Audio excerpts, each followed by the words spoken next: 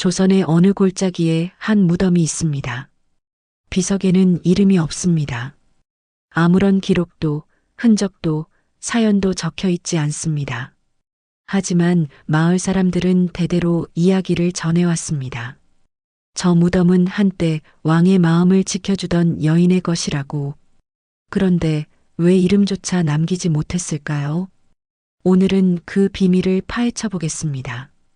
조선의 역사는 왕의 이름을 남겼지만 왕을 인간으로 만든 사람들의 이름은 지웠습니다. 오늘의 이야기는 그렇게 기록에서 사라진 여인, 혜연에 관한 이야기입니다. 혜연은 산골 마을의 가난한 집안에서 태어났습니다. 아버지는 농사를 짓다가 일찍 세상을 떠났고 어머니는 삭바느질로 근근히 생계를 이어갔습니다. 부모는 늘 말했습니다. 배우지는 못해도 마음만은 곱게 살아라. 혜연은 어릴 때부터 책을 좋아했습니다.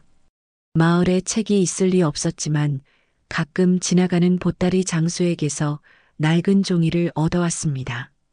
글을 아는 노스님께 한 글자씩 배우며 밤늦도록 촛불 아래 앉아 글자를 익혔습니다. 읽을 책이 없어 스님이 버린 종이 조각을 주워 한 글자 한 글자 옮겨 적으며 마음을 키웠습니다.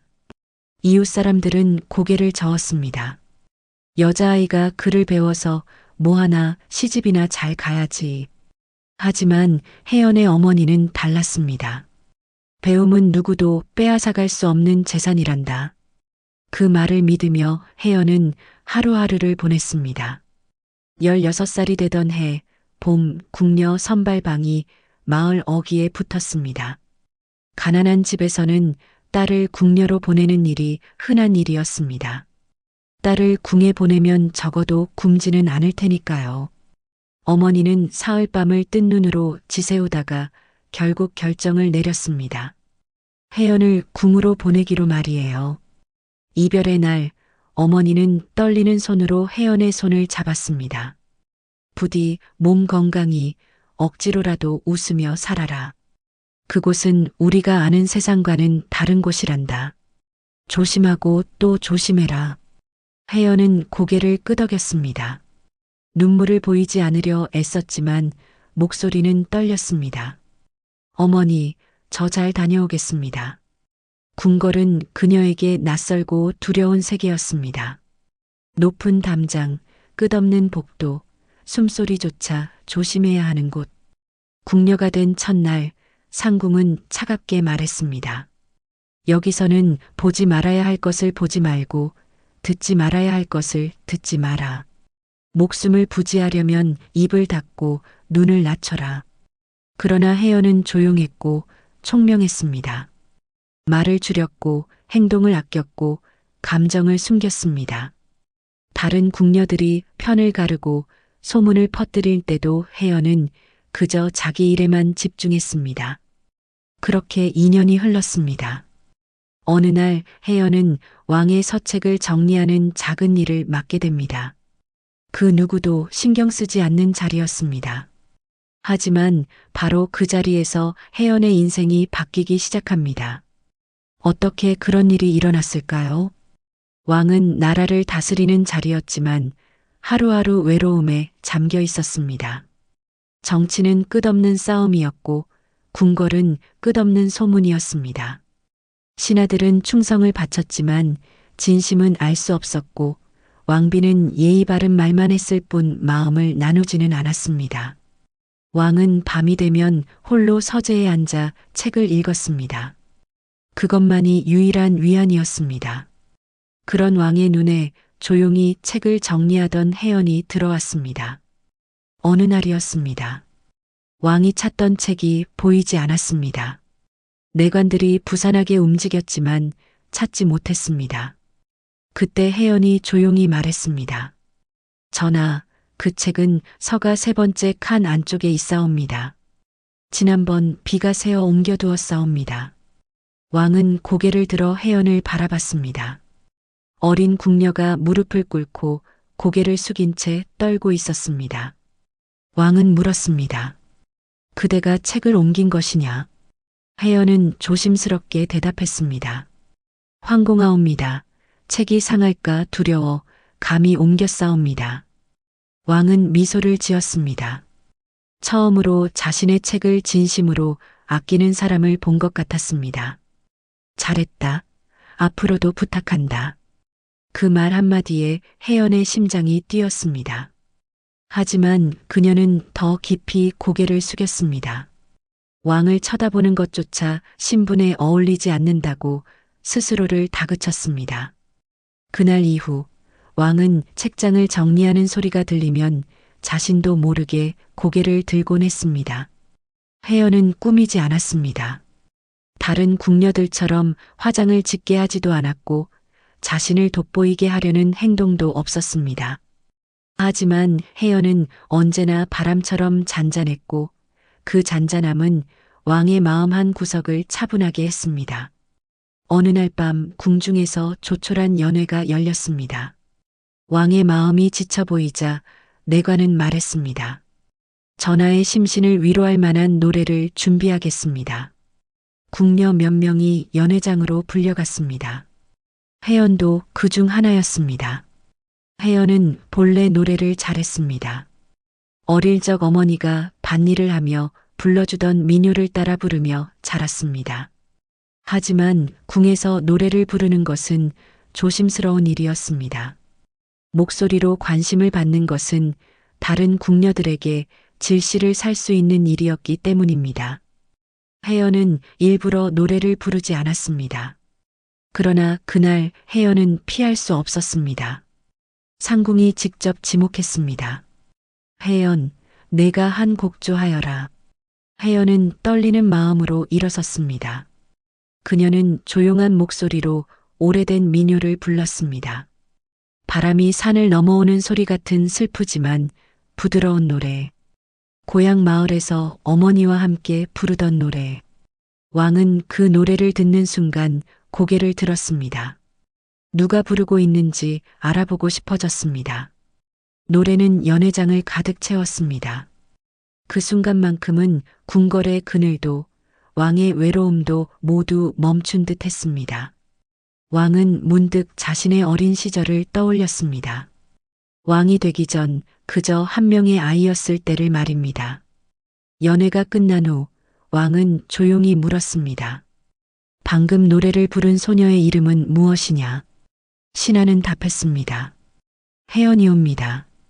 왕은 그 이름을 속으로 되뇌었습니다. 혜연.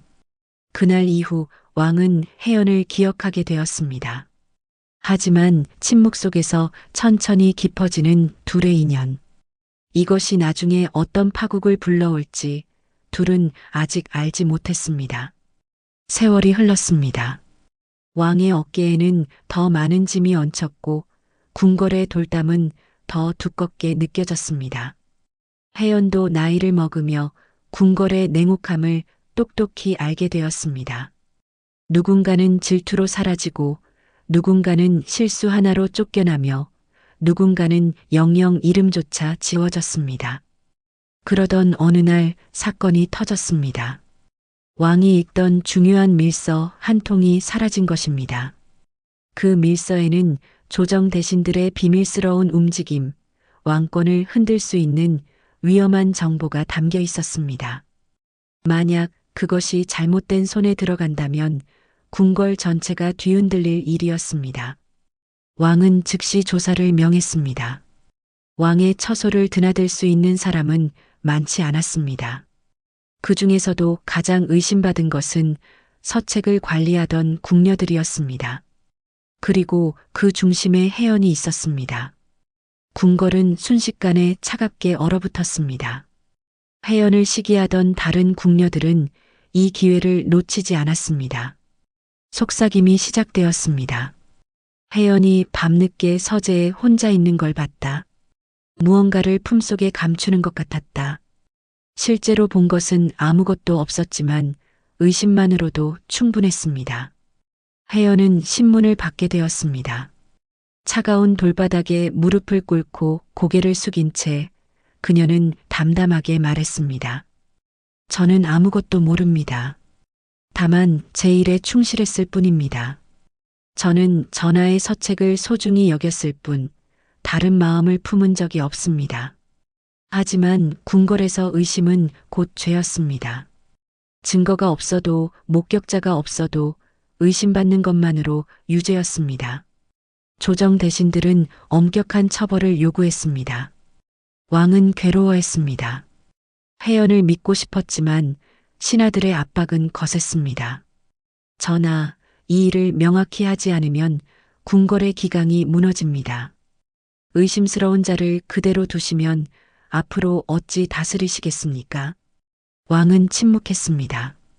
그 침묵이 해연에게는 가장 큰 고통이었습니다. 해연은 옥에 갇혔습니다. 좁고 어두운 방에서 그녀는 담담히 하루하루를 보냈습니다. 울지도 않았고 원망하지도 않았습니다. 다만 문득문득 어머니의 얼굴이 떠올랐습니다. 어머니, 제가 궁에 들어온 것이 잘한 일이었을까요? 바로 그때 뜻밖의 일이 벌어졌습니다. 왕의 측근 내관 하나가 떨리는 목소리로 고했습니다. 전하, 밀서를 찾았사옵니다. 밀서는 왕의 침상 아래 깊숙한 곳에서 발견되었습니다. 왕이 급히 읽다가 숨겨두고 잊어버린 것이었습니다. 밀서를 침상 밑에 떨어뜨렸을 때 내관이 보았지만 왕의 노여움이 두려워 말하지 못했던 것입니다. 진실이 밝혀지자 궁궐은 술렁였습니다. 해연은 결백했습니다. 그녀를 고발했던 궁녀들은 벌을 받았습니다. 해연은 옥에서 풀려났습니다. 하지만 그녀를 향한 시선은 이미 달라져 있었습니다. 한번 의심받은 사람은 다시 예전으로 돌아갈 수 없었습니다. 결백이 밝혀졌어도 사람들의 기억 속에는 의심받았던 모습만 남았습니다. 다른 궁녀들은 여전히 해연을 경계했고 신하들은 그녀의 존재 자체를 불편해했습니다. 왕은 해연을 불렀습니다. 미안하다는 말을 하고 싶었습니다. 하지만 왕의 입에서 나온 것은 다른 말이었습니다. 수고했다. 앞으로도 그 자리를 지켜주길 바란다. 해연은 고개를 숙이며 대답했습니다. 황공하옵니다, 전하. 그날 밤 해연은 혼자 하늘을 올려다보았습니다. 그녀는 알고 있었습니다. 이번 일로 자신의 자리가 얼마나 위태로워졌는지, 궁궐에서 살아남는 것은 결백함이 아니라 의심받지 않는 것이었습니다. 그리고 해연은 이미 그 선을 넘어버렸습니다. 이 이야기가 마음에 드셨다면 구독과 좋아요 부탁드립니다. 해연의 운명은 과연 어떻게 될까요? 영상 끝까지 함께 해주세요. 그 후로 왕은 더 자주 해연을 찾았습니다. 어쩌면 미안함 때문이었을지도 모릅니다. 아니면 그녀만이 자신의 진심을 알아주는 유일한 사람이라고 느꼈기 때문일지도 모릅니다. 잠을 이루지 못하는 밤이 늘어나자 왕은 해연의 잔잔한 목소리가 떠올랐습니다. 해연은 왕 앞에서 고개를 깊게 숙이고 말없이 왕의 곁을 지켰습니다. 왕은 조용히 이야기했습니다. 정치의 고민, 백성들의 삶, 자신이 선택해야 했던 결정들.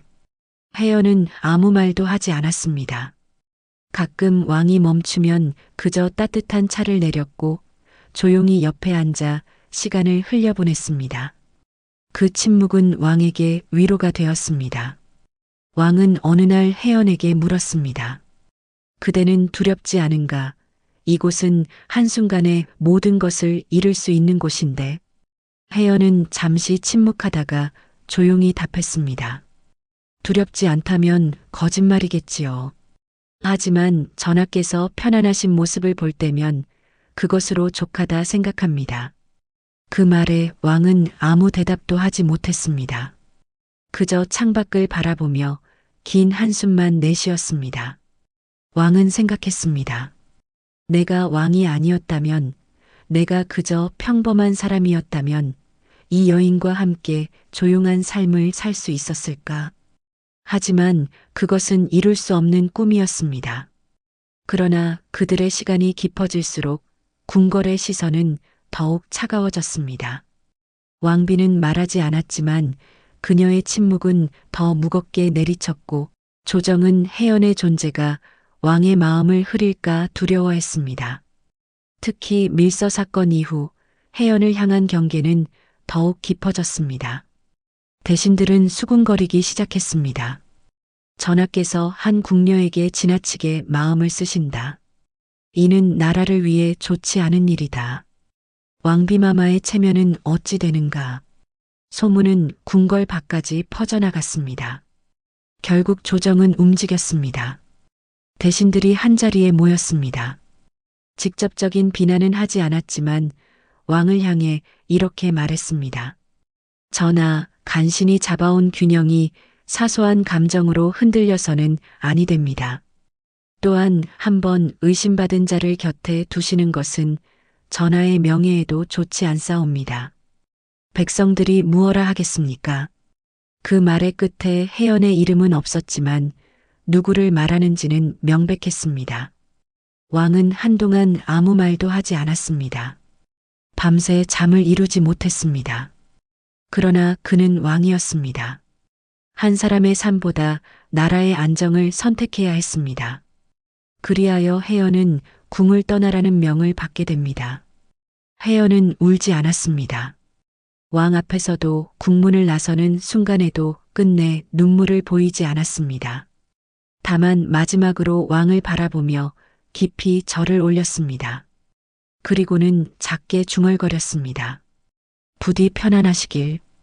그리고 그녀는 궁궐의 거대한 문을 지나 세상 속으로 사라졌습니다. 왕은 그날 밤 혼자 서재에 앉아 있었습니다. 혜연이 정리해둔 책들이 여전히 가지런히 꽂혀 있었습니다. 왕은 그 책들을 하나하나 쓰다듬으며 생각했습니다. 내가 지킨 것은 과연 무엇이었을까? 나라였을까? 아니면 나의 두려움이었을까? 하지만 답은 없었습니다. 다만 텅 빈 서재에 왕의 긴 한숨만이 울려 퍼졌습니다. 그날 밤 왕은 처음으로 소리내어 울었다고 합니다. 혜연은 궁을 떠난 후 어디에서 무엇을 하며 살았는지 아무도 모릅니다. 어떤 야사에는 그녀가 고향으로 돌아가 어머니를 모시며 조용히 살았다고 전합니다. 또 다른 기록에는 작은 암자에 들어가 평생을 기도하며 지냈다고도 합니다. 하지만 확실한 것은 아무것도 없습니다. 궁에서는 금방 다른 소문이 새로운 이야기를 덮었고 혜연의 이름은 스승에게 잊힌 학생처럼 조용히 사라졌습니다. 마치 처음부터 존재하지 않았던 것처럼. 몇 달 후 왕이 세상을 떠났습니다. 왕의 기록에는 수많은 정책과 전쟁과 회의가 적혀 있었지만 그 어떤 곳에도 혜연이라는 이름은 없었습니다. 그녀가 정리했던 서책들, 왕의 지친 마음을 달래던 밤들, 밀서 사건으로 억울한 누명을 쓰면서도 왕을 원망하지 않았던 그 마음, 혜연이 남긴 조용한 온기, 그 모든 것은 실록에서 철저히 지워졌습니다. 하지만 궁중에서 일하던 이들의 기억 속에는 작은 이야기가 남았습니다. 왕을 웃게 하던 소녀가 있었다. 그 여인이 전하의 밤을 지켜주었다. 억울한 일을 당하면서도 끝까지 품위를 지켰다. 이름은 모르지만 참 곱고 고운 사람이었다.